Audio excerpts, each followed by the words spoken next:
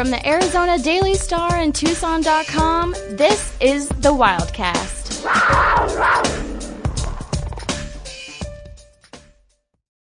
You're listening to the Wildcast podcast on the Wildcaster mobile app, also on Apple, Spotify, or other podcasting platforms. I'm Justin Spears, here with sports editor Brett Fera and Michael Lev, senior writer and columnist. Going to be previewing Arizona versus Washington State in Pullman later on in the podcast, along with our Pac-12 picks. Lev has been on a roll regarding the money line, the straight up. Lev is dominating the field right now. Before we get to Pac-12 picks, guys, right now Arizona football is at the halfway point of the season. 6 games in, and the Wildcats are 3-3. Just coming off a heartbreaker of a loss to USC in triple overtime, 43-41 in Los Angeles. Now Arizona sits at 3-3. How do you guys feel about the Wildcats at the halfway point of the season?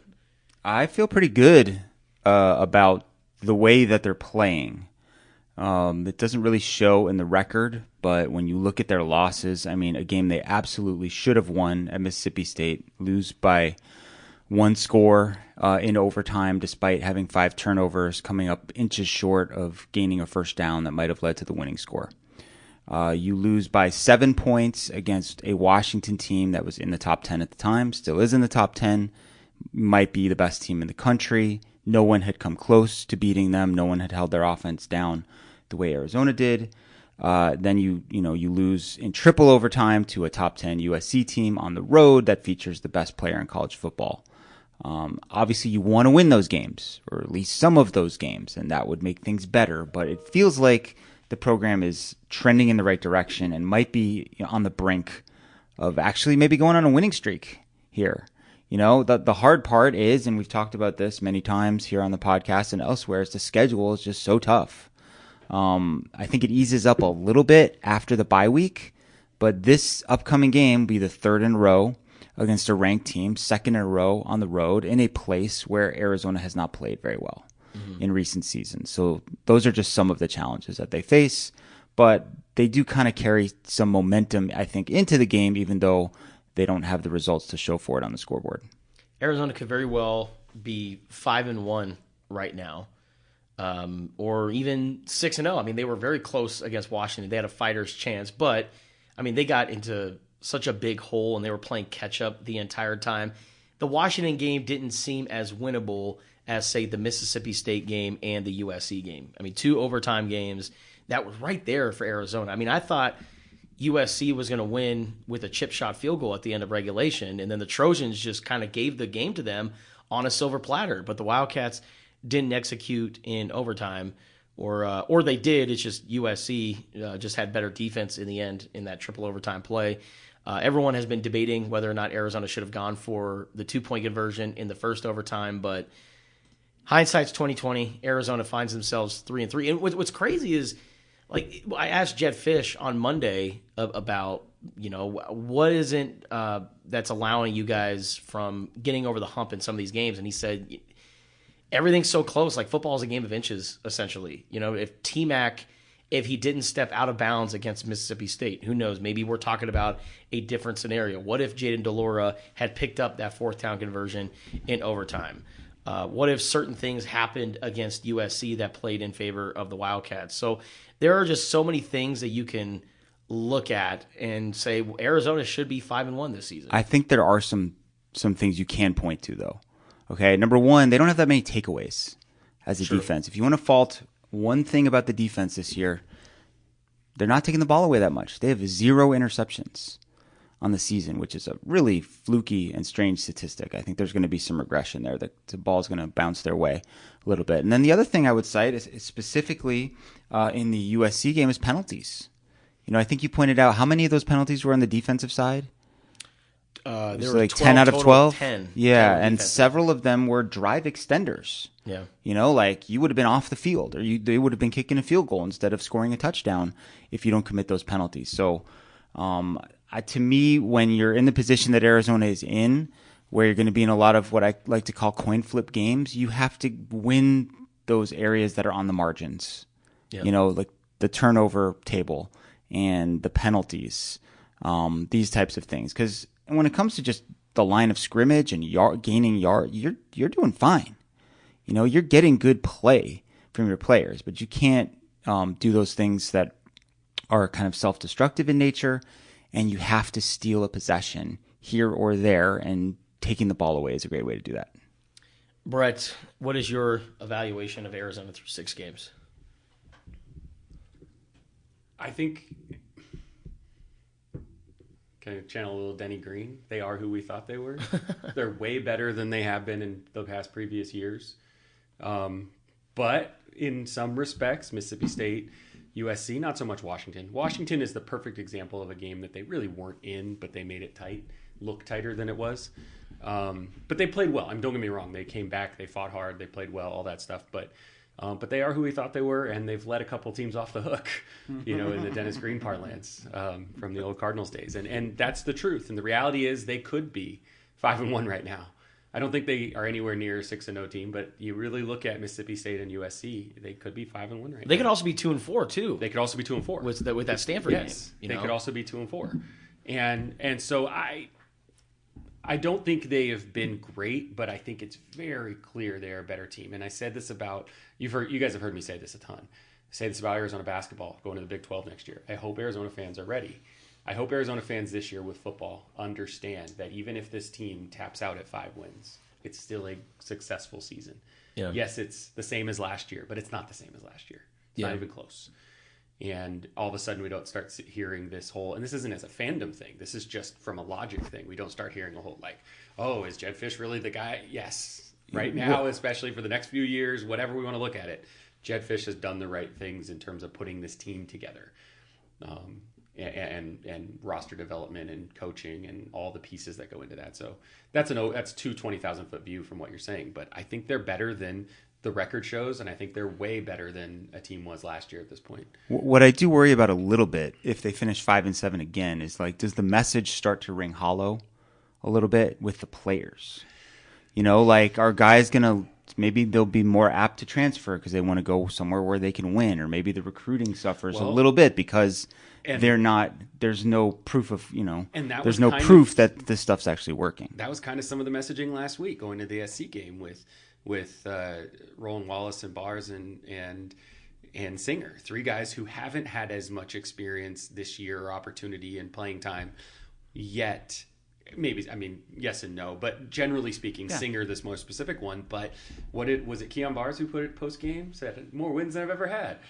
Yeah, which is true. He hasn't. Well, and again, where he's coming from with that, it could be sarcastic. It could be, that he's actually happy about that. But the point is, that is an argument that was being made when you were arguing it in Cat Stats, when it was being discussed all week, is that, look, to some degree, there is some benefit to that for these guys to go to a place and win some games and compete for something bigger. And, that is a thing. So, yeah, I think that's fair. I think they know, though, anyone who's returning from last year, even guys who didn't play, a Noah Fafita, for example, returning from last year to this year, they know this is a better team. They know this is a better situation. But they also have limited time here in college to do this. So is it enough? That's a great question. And I don't think any of us really can predict the answer to that until the season's over and the portal kind of reopens up. I will say one thing that has been a positive and maybe surprising development, although Arizona really worked on that side of the ball, is the defense. I think the defense is playing a lot better than I thought it would be at this point of the season. With the returning guys that they brought back, like Tai Uiagalelei, Jacob Manu, they have some guys that are in that front 6 that really came on last season, but the newcomers that they brought in through the transfer portal have really made an impact. And Johnny Nansen and Jason Kafusi, and Dwayne Aquina to some extent, because he's had a hand on the entire defense for a little bit, but obviously he's been mostly in the secondary. I just think that the job that side of the ball has done has really been a positive development for Arizona. And one could make the case that they're the biggest reason why Arizona is 3-3 this season, because who kept them in the game at Mississippi State when things really went sideways? It was the defense. They weathered the storm until Jaden Delora and the offense found a rhythm in that game. And that's been the case really all season long with the slow starts. The defense just continuing to step up and give the offense a chance. Are you saying that Johnny Nansen and Jason Kafusi are good at developing defensive linemen? Because I don't know. I sort of heard that maybe that wasn't the case based on some messaging earlier this week. Anyway, there was a comment that was made after the USC game by Noah Fafita that I thought showed how sharp he is. When he said the defense gave up only 28 points. If you're just casual observer passing by, you might be, they didn't give up 28 points. They gave up 43 points. No, he was talking about regulation. You know, obviously the numbers get totally skewed when you go into overtime. I thought, A, Noah Fafita sharp, and B, really good point. They held USC basically in regulation to half of what they were scoring per game. And Washington was kind of similar, you know? I mean, it was kind of a rope-a-dope strategy with the Huskies, but still, 31 points, and they're averaging like over 50. Yeah. Really impressed with the work that Johnny Nansen has done. It seems like, you know, the dollar package is befuddling these NFL-bound quarterbacks. Yeah. You know, it's been a really effective changeup that he's been able to throw it down. I want to give Justin a shout-out for regarding the dollar package. I as your editor get to see your stories as soon as they're done and ready, and first couple weeks I'm like, why are we talking about the dollar package? We talked about this last week a little bit, but like, why are we talking about the dollar package? Like, it didn't have that big of an impact, but that just shows your football knowledge. So well done. Like, you knew that at some point this season that was going to be an important factor for the defense, not just because they said it, but because you saw it. You could tell based on how they were going to have to shape up against some of these teams that have the ability to do that from a passing standpoint, specifically the last 2 weeks. And so even though it's Mississippi State and UTEP in the first couple of games, like you're mentioning, they deployed the dollar package for a few plays. And I'm like, how important is this? Mm-hmm. And it was kind of a just shut up, Brett, wait and see, because it's going to be important. Yeah, no, I hear it. Well, and when they brought it out last year against USC, that was the first time I think they brought it out, if I'm not mistaken, Lev, when they brought out the dollar package last year. Yep. And it was a slow buildup. And then that was one of the things that, you know, Lev and I had always kind of talked about was like, hey, the dollar package was so effective. How much are they going to use that this year? Because last year, it kind of felt like they had to use it because all of their best players were all defensive backs. So in order to get speed and their best talent out there, they just said, all right, we're going to throw out all these DBs out there. I thought they had to do that last year. This year, it's kind of interesting to see how Johnny Nansen can mold his defense. He's like, hey, if they go 12 personnel and they start running the football, we're gonna put out the Flow show. We're gonna put out Justin Flow and all these other run stoppers.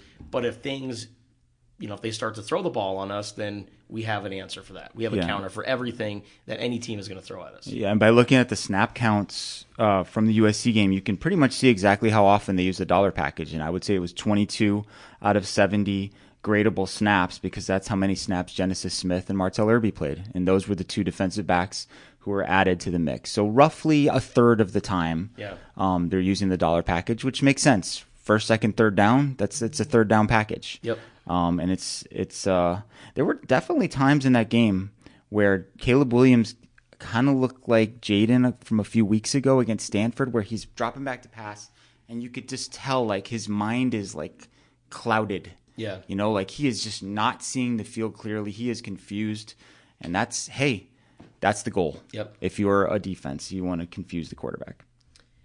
All right, Nick, guys. A little early. I mean, we'll do one of these at the end of the season when we finally look at 12 or maybe even 13 games, depending on if Arizona goes to a bowl game or not. But at this point of the season, who are the standout guys? Who is an offensive, defensive MVP, also a best newcomer, and most improved? Let's start off with offensive MVP.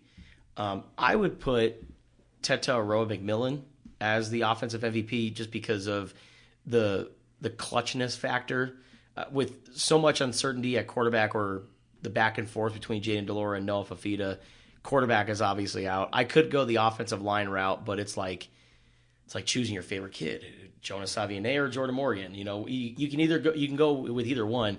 But for the receivers, I think that Jacob Cowing has really come on as of late. The 4 touchdowns, which is a program record, is worth noting. But I think over the entire course of 6 games, the best player on offense has been T-Mac. And the plays at Mississippi State, I mean, if he wore a size 12 shoe instead of a 13, maybe Arizona wins that game. He doesn't step out of bounds. The one-handed catch that he had, I believe it was against UTEP, down the field, the craziest catch you'll see all season long by an Arizona Wildcat. And then the 2-point conversion in the fourth quarter against USC, that's the best 2-point play that Arizona had, according to Jed Fish. He's the clutch guy for the Wildcats, so he's my MVP. Yeah, he came up clutch in that Mississippi State game before the play where he stepped out of bounds. Remember, I think it was the end of the first half. He caught like almost a Hail Mary type play that set up that weird Jaden touchdown, and then the tying touchdown late in regulation as well, running along the back line. I think you make some really good arguments. I think there's a lot of good candidates for this one, and I don't want to steal your thunder here, Brett, but I think Jonas Savanea is the MVP of the offense because he's been so consistent, and he's played two positions too. I mean, right guard and right tackle, Put depending. Him in fullback. Let's go. Right. Like hand him the ball, goal line situations. I love it. That's a great idea. He'd do great. I'm sure he he totally would. He Come totally on. would. So Big Jonah is my pick for offensive MVP. I was picking Big Jonah too. I mean, I think it's T-Mac. I think it is T-Mac. It's obviously T-Mac. I like to think of what's the next best one, though. But so I guess I'm going with both you guys. I think it's McMillan, and then I think Jonah very close, primarily because, I mean, we talk about this person a lot, but, man, Yogi Roth at Pac-12 Football Media Day gets up on stage when Jordan Morgan's part of this team and still having a really good year. But this was, 2 months ago? We were there in Vegas, and Yogi Roth says, yeah, Jonas Savanea, best lineman in the Pac-12. And we're like, okay, yeah, he's good. He's going to be great, but come on. Statistically, top pass blocking lineman in the Pac-12, per Justin's story about him. Also has good choices in lunches, the Katsu chicken plate with side of fries, and tuna mac at Solid Grinds. I will be trying at some point. The Jonas Savanea official meal. Go read the story on Tucson.com. That's what we need to do. But no, I think he's been that special and that important, especially the last 2 weeks. A brand new quarterback who hasn't played, who's trying to establish himself against good teams, maybe not great defenses, but good teams, and needing to be protected more or less. He and Jordan Morgan both, but specifically Savanea, have done that incredibly well for Noah Fafita in his first two starts. So. Defensive MVP. I'm going to go, this is kind of a not so surprising answer, but Jacob Manu, weak side linebacker, with the back and forth between Justin Flo and Daniel Haimuli at the other linebacker spot. Jacob Manu has been a rock solid guy at linebacker for the Wildcats, leads the team in tackles, always seems to be around the ball making plays. He's just been very consistent. You've never really seen too many missed tackles from Jacob Manu. I'm not going to say that he's been perfect all year long, but to me, he's been the most consistent player on that side of the ball for the Wildcats. What say you, Lev? Yeah, it's really hard to make an argument against Jacob Manu. He plays almost every snap. He has the most tackles on the team. He has the most tackles for loss on the team. He has the second most sacks on the team.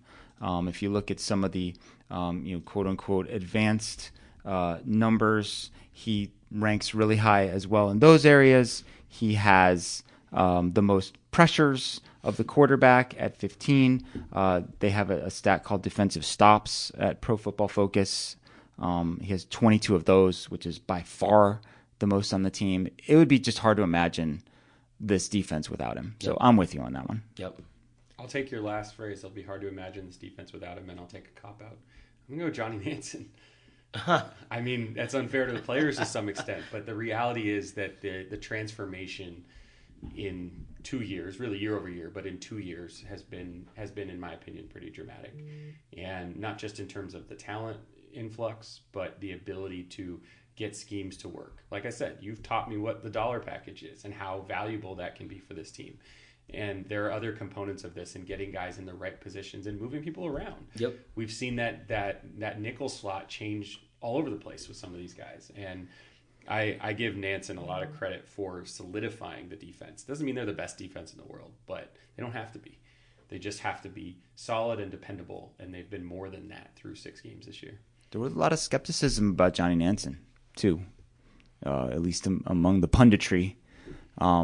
He'd never been a coordinator before to this degree, kind of maybe just viewed as a position coach, but so far so good. Great choice by Jed Fish. He knew that Johnny's recruiting connections would be a huge benefit, and he's kind of learned on the job a little bit when it comes to X's and O's, but huge improvement this year. Yep. You could give him the most improved too. Yeah. When we get to that one. But Well, speaking of which, yeah, who is your most improved, Lev? yeah, I would say I think we might all be on the same page on this one, but Dalton Johnson is the choice. He's emerged as not only a starting safety, but a really productive one as well. He's second on the team in tackles. He has 3 forced fumbles, which is the most on the team. He's been an effective blitzer, just a really reliable and effective player. One of the last remaining guys from that recruiting class of 2021, right? The one that came in as Kevin Sumlin was going out. He signed when no one was even hired. Yeah, I know that was a weird time. You know, in a lot of ways, that month of December in 2020. But kudos to Dalton for sticking it out. I'm sure there's sort of an inherent bias toward your own guys, right? The guys that you bring in, and he wasn't one of those guys, and he's managed to rise to the top at his position, a very competitive position heading into the season, and clearly one of the standouts, not only at safety but for the whole defense. Because I'm very good at non sequiturs and segueing into Johnny things that Manson. have nothing to do with anything. No. Okay. But we are an Arizona sports podcast in many respects, if not all. Something really fascinating I learned this summer. We had a story from our guy Mark Lawson. He covered Bryce Cotton and Keanu Pinder playing in Vegas against the NBA G League Ignite. They're with the what's the team they're with in Australia? Great team. Probably the best basketball team. The Perth Wildcats. Perth Wildcats. Keanu Pinder has been named the league's most improved player 2 years in a row. That's hard to do. Yeah. That is really hard to do, Keanu Pinder, former Wildcat. To be the most improved player in a league 2 years in a row. Twice. And that has nothing to do with this other than just I remembered that and he played at Arizona. But mine is kind of weird for football. I think it's Jonah Coleman. I think we knew he could be good. Yeah. But I don't know if he's improved or if he's just getting touches. But Jonah Coleman, I mean, keep in mind, he's on pace to maybe touch the ball 125 times this year. He's going to break 1,000 yards, rushing and receiving combined. He's hit 560 yards on the year through 6 games. And we're just starting to see him get his carries in the backfield. It's really tough to say that to whatever degree, Michael Wiley comes back. But Jonah Coleman is good, man. Legitimately good. And so if improvement is just by the nature of you're here and you go through the system and then you finally get the chances to touch the ball and you prove you can do it, then I say Jonah Coleman. Kind of to the point, we might have said this yesterday, Justin, when we were talking, that you could make an argument that Tetro McMillan is the most improved, even though we knew he was going to be great. So that's kind of the logic I'm taking with that. But Jonah Coleman is the highest rated player by PFF on either side of the ball for Arizona. He's also averaging 5.26 yards after contact per carry. I mean, if you just average 5.26 yards, period, that's good. But 5.26 yards after contact, 6.7 yards a carry total. Mm-hmm. Plus, he's the last 2 weeks, 7 catches for 88 yards. Very effective in the passing game too. He's a stud. Yeah, he's a stud. I can't. I'm just gonna say ditto to both of you guys. Because I had Dalton Johnson, and then you said Jonah Coleman. I'm like, damn, that's a really good choice. How about Isaiah Ward as a little curveball in there? Someone who kind of emerged from nowhere, because we all thought Russell Davis II would be that weak side end this year. We thought maybe Sterling Lane would be the next guy, and Isaiah Ward leapfrogged both of them, and has a pretty good year. He's been getting to the quarterback. Honorable mention, He was a big part of the turnover against USC, right? The one that he had the forced fumble that knocked the ball out of Caleb Williams' hands and into the hands of Martell Irby. Also another guy to mention, Wendell Moe at left guard. No one seems to talk about him. How about most improved conditioning for Wendell Moe? Like almost never comes off the field. And he was someone, I mean, look, frankly, when he showed up, he wasn't in good enough shape to play. Yep. And that was one of the reasons that it took him so long to get out on the field. But he's been a pillar since he took that starting job with like 3 games to go or so at the end of last year. A lot of good choices. Hey, you know what? The fact that there are a lot of good choices for most improved, I think, is a positive reflection on the program. Absolutely.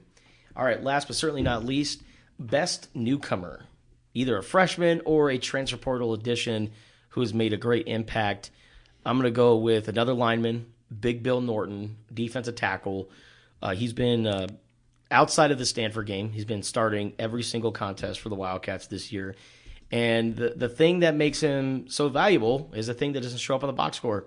Taking up blocks, occupying space, allowing guys like Jacob Manu and Dalton Johnson to come downhill and make those plays and tackles.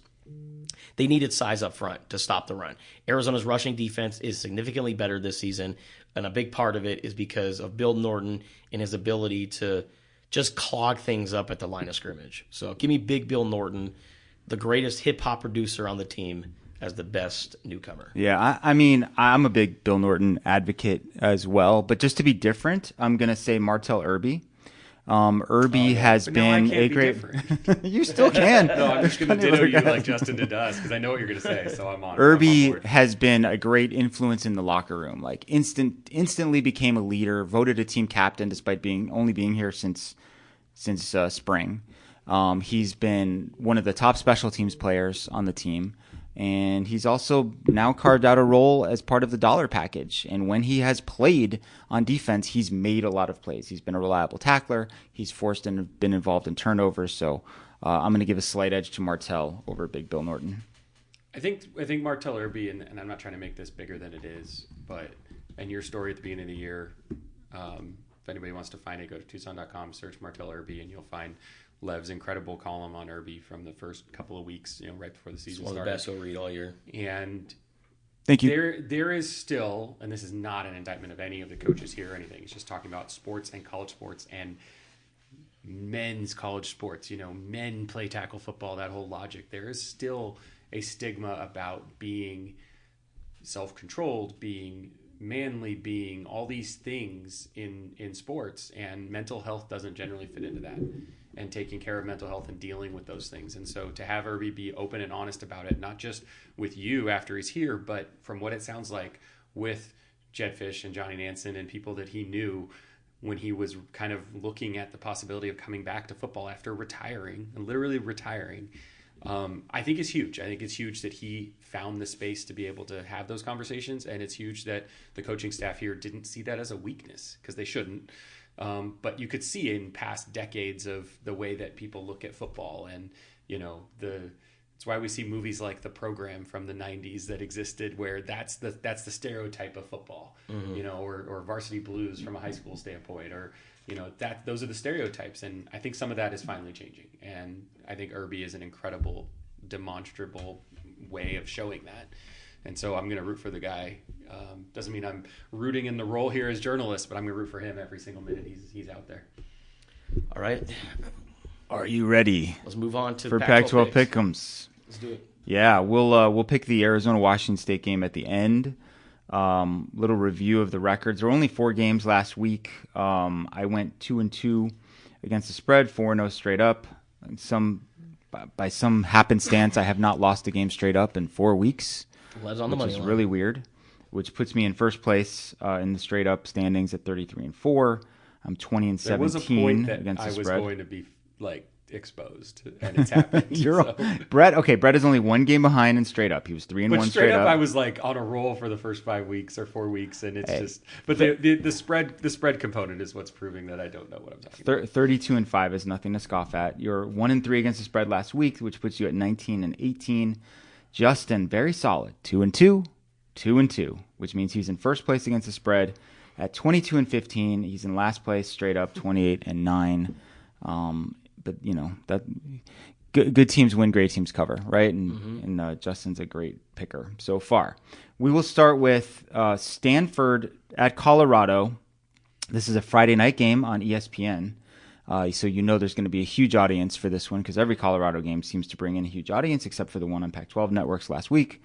Back on the worldwide leader, Colorado is at home. Might get Travis Hunter back, which would be a huge factor. They are giving 11 points to the Stanford Cardinal. I'm going to just kind of keep it simple here and say that I'm going to take Colorado in this one. They've kind of had some struggles recently, but they've got home field. They're both first-year coaches, right? Dion and Troy Taylor, but the way they've gone about transforming their respective programs, I mean, Dion has brought in a ton of talent.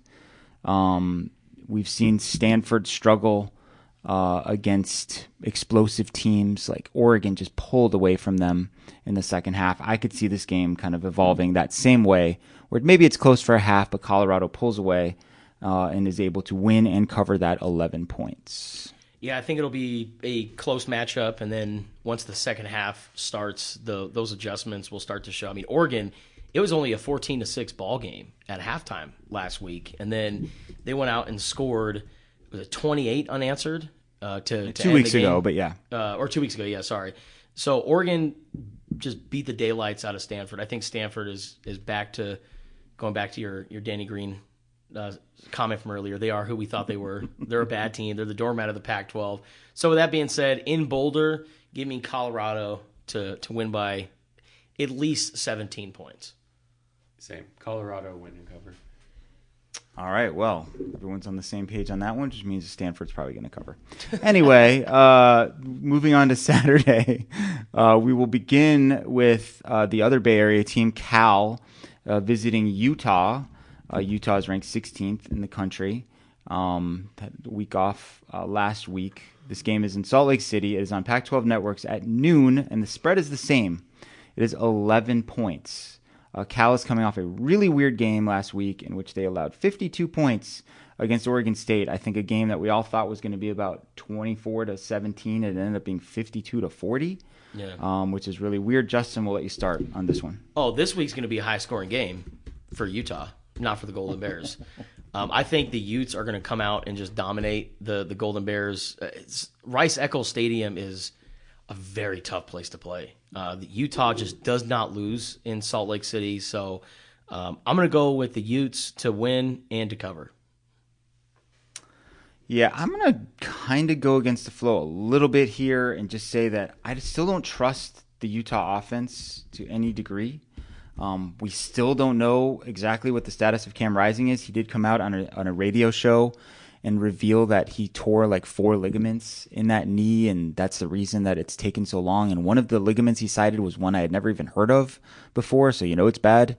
We're kind of familiar as sports fans and chroniclers of like all the various ligaments in one's knee, and there was one he named that I was like, huh, what is that? What is it, like the XLC or whatever? The USFL, I don't know. So as a result of all of what I just said and the fact that I just can't see Cal's defense being that bad for a second week in a row, I'm going to take Utah to win, but Cal to keep it close. Kind of an ugly game, like a lot of the Utah games have been, something like 22-13. I think Utah to win and cover, but I still think it's tighter than it's probably should be or seems. I mean, again, 11 points, that's 2 touchdowns. I don't think that's a ridiculously out of reach end result for a game that is tight through 3 quarters. So I think Utah's I said this last week with a couple games, I think Utah is going to lead the whole way, but Cal's going to keep it close, and then a late score is going to solidify it for the Utes. It gets interesting though for Utah because after this week, then they got to face USC in LA, and then they got to host Oregon. So I think maybe that's when the quarterback situation will kind of show how much the Utes really need them. So. Yeah, they're not going to win those games if they don't have healthy Cam Rising. No doubt. The game of the year so far is the next one on the docket. That's number 8 Oregon at number 7 Washington. Game day is going to be there. This is an ABC telecast at 12:30 p.m. Washington is favored by 3 points over Oregon in Seattle, which basically, according to Vegas, means that this is a coin flip kind of game. These teams are just about even. I'm going to take Washington in this one because home field. I think they've faced better competition. I think that the performance against Arizona kind of looks a little bit better in the rearview mirror, based on the way Arizona played against USC the following week. I mean, as we mentioned, Washington was really in control of that game throughout. I think Oregon might be a more balanced team, but those factors that I just cited, I think give Washington a very slight edge, and I think what's going to be a really entertaining game the last time these two face each other as Pac-12 combatants before moving on to the Big Ten. Oregon's defense is one of the best in the Pac-12 right now. We're talking about passing yards allowed per game, just under 154 yards for the Ducks. So they do a really good job of stopping the pass. Will Washington take a similar approach like we saw against Arizona, where rather than going vertical, they're going to go horizontal? They're going to use the width of the field. They're going to start using running backs and doing a lot of dump offs. I think that's the case, but the one thing about Oregon is that they're probably not going to get into a 14-0 hole like the Arizona Wildcats. I mean, this is a game where it's going to be a heavyweight battle from start to finish. I don't like this call because I think that this could be kind of a Heisman moment for both quarterbacks, for both Bo Nix and Michael Penix Jr., but I'm going to go with Washington because of the home field advantage, but I don't like it. I think this is a game that Oregon could win. Former Arizona recruit Keanu Wilhite will be there. He will. He's announced that he will be there. He plays in Phoenix with South Point Friday night at Liberty. Liberty. Can't help it. Can't help it every time. They play there Friday night, so I wonder if he's staying there, and I wonder if he'll have a traveling buddy and Elijah Rushing perhaps. We kind of wondered that. Justin and I both did. I don't think Elijah Rushing has posted publicly if he's going to that or not, and we know that Oregon has been all over him. But I think it's obvious why game day's there. I mean, I think this is the game of the week, probably the game of the year in the conference, and in that sense, because what conference? Big Ten? Yeah. Pac-12. Future Big Ten. Yeah. And it'll be just another game in the Big Ten, honestly, when the time comes. I'm going to take Oregon. I think this is the point where the Pac-12 starts to eat its own limbs and does not get into a playoff, no matter how good of a year it has. And I don't think SC is going to necessarily be able to hold it as the season goes on. So there's a reliance on one of these two teams, but I think Oregon's going to beat Washington in that sense. And then I think Oregon is probably going to get beat somewhere down the line by, say, like an Oregon State. So this is the beginning of the end for the Pac-12's college football playoff dream. Yeah, that just always seems to happen in this conference, right? Doesn't mean it's not a great year. That's why. It's because it's a great year. Someone just needs not one to dominant team, but someone needs to get through the Pac-12 championship game with one loss. If you can do that, you will be in the playoff. Okay, USC is going to Notre Dame. Oh man, two struggling teams, and in some sense, I mean USC is unbeaten, but it's like every week the defense just seems to reveal a ton of holes and issues and problems. A lot of criticism for that side of the ball for the Trojans. So they kind of come limping into this game. Notre Dame really comes limping in, having lost two of their last three, including a major upset where they didn't look very good at Louisville. Notre Dame's already played 7 games this season, by the way, and a lot of people said that they kind of looked spent in that game against the Cardinals last week. I was all set and ready to take Notre Dame in this one until I saw the point spread, and it's kind of the reverse of what I thought it would be. I thought that USC would be favored in this game. They are not. They're getting 3 points. So I'm gonna take those points. Those feel like free points to me. Yep. And when you've got Caleb Williams on your side and you're getting a field goal against a team that's kind of in a crisis of confidence right now, that's a pretty sound bet. So I don't feel great about it, but I'm gonna take the Trojans to win outright. Right. Yeah, I'm gonna go Trojans. I mean, I like Notre Dame.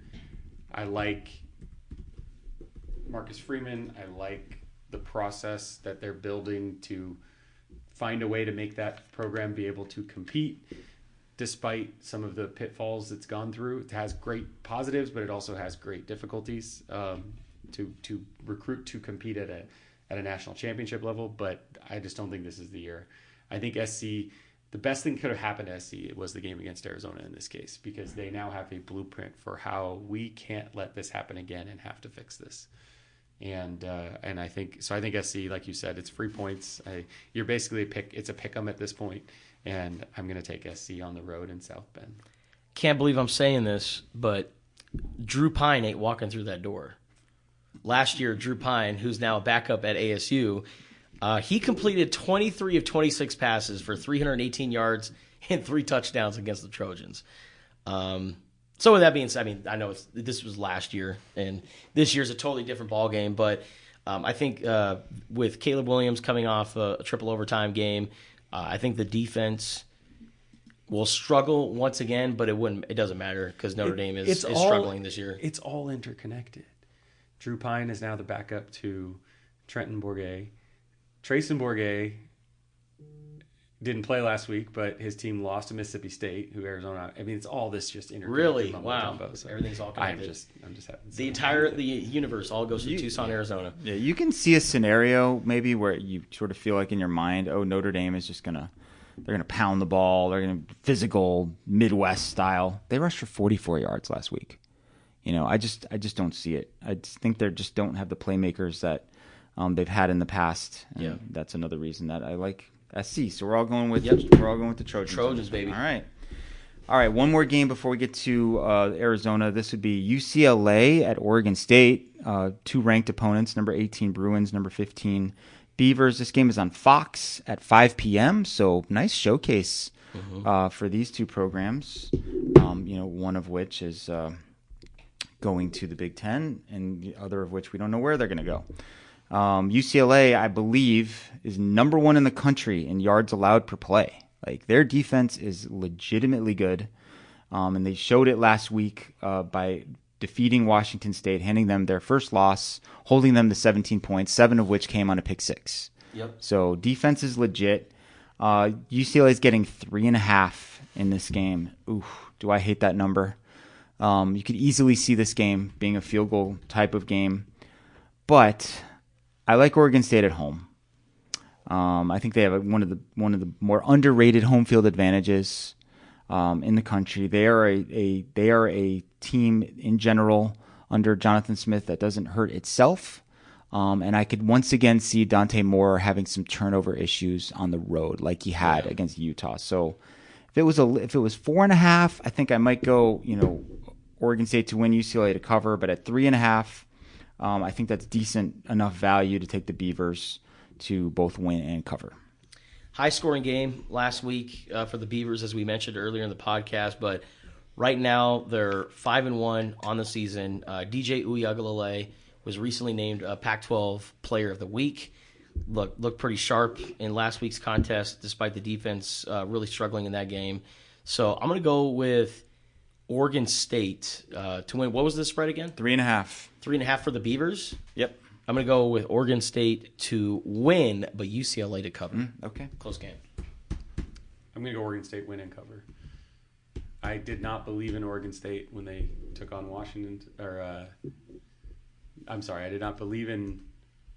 I'm having it all backwards. UCLA beat Washington State. That's right. I did not believe in UCLA against Washington State. Nope. I still don't believe in UCLA. I also don't really believe in Washington State anymore.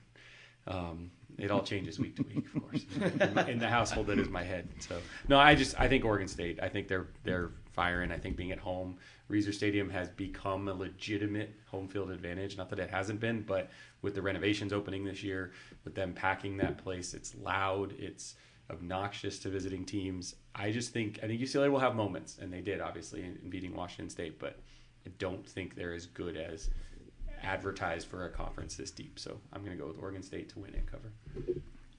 All right. The last game of the day. It's not the last game of the day on the docket, but the last one we're going to talk about is Arizona at number 19, Washington State. This game is at 4 p.m. It is on Pac-12 networks. Interestingly, the line in this game opened at 10.5. It has gone down to 7.5.